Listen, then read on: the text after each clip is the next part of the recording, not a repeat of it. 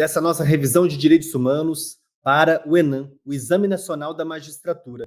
E um dos tópicos previstos no programa de matérias do ENAM diz respeito a direitos humanos nas empresas ou direitos humanos em empresas.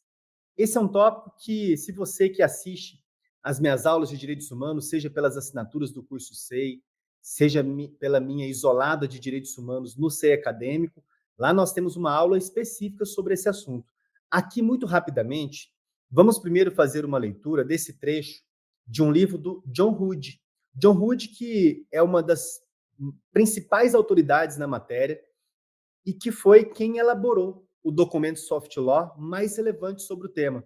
Tanto que esse documento ficou conhecido também como Princípios de Hood. E ele diz o seguinte nesse livro traduzido para o nosso idioma: quando negócios não são apenas negócios, as corporações internacionais e os direitos humanos. As empresas multinacionais estão ultrapassando economias meramente nacionais e suas transações internacionais. Desde a década de 90, considerada a época de ouro para a mais recente onda de globalização corporativa, as empresas multinacionais emergiram de forma robusta, em maiores quantidade e escala, tecendo núcleos de atividade econômica transnacionais sujeitos a uma única visão global estratégica, operando em tempo real, conectadas e de forma concomitante. No mesmo sentido dessa preocupação do John Hood, nós temos aqui também um fragmento de um texto da professora Flávia Piovesan, que diz o seguinte: neste contexto, indaga-se qual é o alcance da responsabilidade das empresas em matéria de direitos humanos sob a ótica do direito internacional. Quais são os limites e as potencialidades da arquitetura protetiva internacional ao enfrentar o desafio de impulsionar o papel das empresas no campo dos direitos humanos? Qual deve ser a responsabilidade do Estado na relação empresas e direitos humanos? Qual há de ser o alcance dos direitos e das garantias das vítimas na hipótese de violação perpetrada por empresas? E, finalmente, quais são as estratégias para fortalecer a proteção e a promoção dos direitos humanos, bem como a prevenção de violações por parte das empresas? Nós temos, assim, a preocupação do direito internacional em relação aos direitos humanos e às empresas. Principalmente, mas não exclusivamente, as empresas multinacionais. Nós ainda temos, no âmbito da nossa matéria, o chamado paradigma estatocêntrico. O que significa o paradigma estatocêntrico? Somente estados podem tomar assento no banco dos réus, dos órgãos e tribunais internacionais de direitos humanos. Não é possível processar uma empresa, ainda que seja uma empresa multinacional, perante a Comissão Interamericana, a Corte Interamericana ou o Tribunal Europeu. Isso não é possível. Somente estados podem responder por violações de direitos humanos na ordem jurídica internacional. Mas é possível que o Estado responda internacionalmente a partir de atos e condutas violatórias de direitos humanos praticadas por empresas. No âmbito do sistema interamericano, eu destaco a opinião consultiva número 23, em que a Corte disse que é possível a responsabilidade internacional do Estado decorrente de uma conduta praticada por empresa em tema de direito ao meio ambiente equilibrado. Também na Corte Interamericana há um caso contra o Brasil, caso dos empregados da fábrica de fogos de Santo Antônio de Jesus, em que o Brasil foi responsabilizado como decorrência de uma conduta atribuída à empresa. Neste caso concreto, uma fábrica de fogos artificiais explodiu.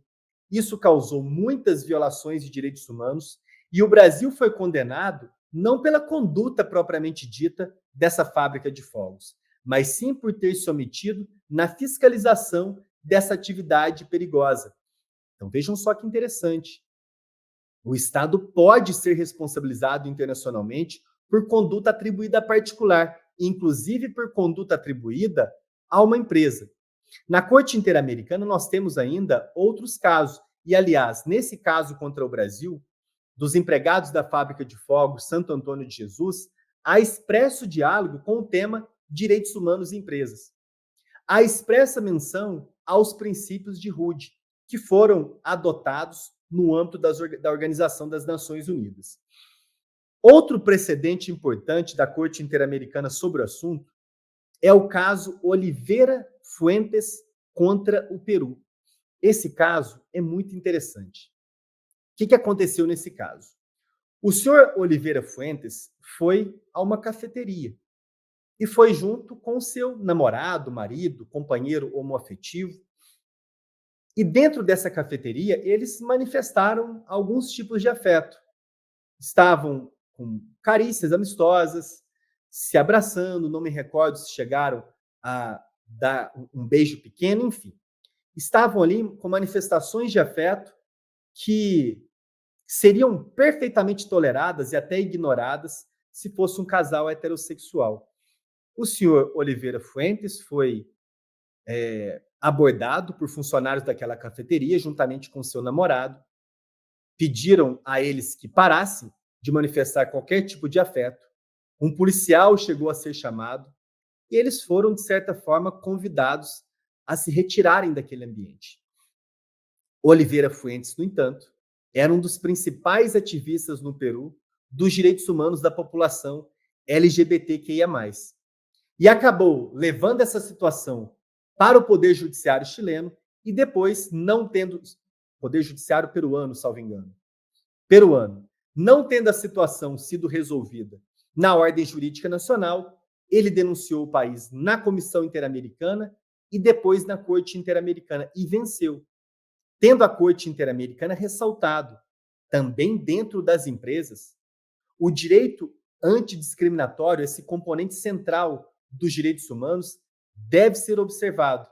E, neste caso, uma das medidas de reparação determinadas pela Corte ao responsabilizar o Peru foi justamente condenar o Peru a que desenhasse uma política geral para levar os direitos humanos para o contexto empresarial. Internamente no Brasil, é importante nós lembrarmos da chamada lista suja de empresas envolvidas com trabalho escravo. A Comissão Interamericana de Direitos Humanos já se manifestou no sentido de considerar essa medida do Brasil uma medida oportuna. Sobre o tema direitos humanos das empresas ou direitos humanos em empresas, também podemos fazer menção às medidas anticorrupção. A Comissão Interamericana considera necessário coibir a participação de empresas em movimentos de desvio de recursos públicos. Para fecharmos esse tópico, o princípio número 14 das Nações Unidas sobre empresas e direitos humanos, desse documento Soft Law, Princípios de John Hood, estabelece o seguinte: a responsabilidade das empresas de respeitar os direitos humanos se aplica a todas as empresas, independentemente do seu tamanho, setor, contexto operacional, proprietário e estrutura. Porém, a magnitude e a complexidade dos meios à disposição das empresas para assumir essa responsabilidade pode variar em função desses fatores e da gravidade das consequências negativas das atividades da empresa sobre os direitos humanos. Imagino, portanto, que isso pode aparecer na sua prova. Um caso concreto, para você, talvez, como juiz, decidir, um caso concreto em que houve violação de direitos humanos, pode ser um caso de violação ao direito ao meio ambiente equilibrado, pode ser um caso de violação de direitos humanos, como foi a explosão da fábrica de fogos artificiais de Santo Antônio de Jesus, e pode ser também algo que envolva o direito antidiscriminatório, como foi o caso Oliveira Fuentes contra o Peru. E você vai se lembrar, o Estado, ele não pode ser responsabilizado internacionalmente pela conduta praticada pelo particular ou pela empresa, mas ele pode ser responsabilizado por não ter prevenido essa conduta ou não ter punido, não ter reparado a violação de direitos humanos praticada por aquela pessoa jurídica.